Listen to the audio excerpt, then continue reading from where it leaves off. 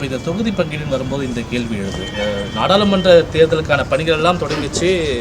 தேர்தலுக்கான தொகுதி பங்கீட்டில் முன்னாள் தலைவராக இருந்த அழகிரி அவர் முறையாக அந்த தொகுதி பங்கீட்டில் மேற்கொள்ளலை அப்படிங்கிறது தான் ஒரு காரணமாக முன்வைக்கப்படுது. நீங்கள் தலைவர் ஆனது, அது உங்களுடைய பதில் என்ன? அது மாதிரி ஒருபோதும் கிடையாது. அவரை பிப்ரவரி மாதம் 17ஆம் தேதி பிப்ரவரி மாதம் 14ஆம் தேதி அப்பாயின்ட் பண்ணுறாங்க. இதே தேர்தல் காலத்தில் என்ன 17ஆம் தேதி அப்பாயின்ட் 3 நாட்கள் தான் இடைவெளி. அப்போவும் வேலையெல்லாம் ஆரம்பிச்சிருச்சு, இப்போவும் வேலையெல்லாம் ஆரம்பிச்சிருச்சு.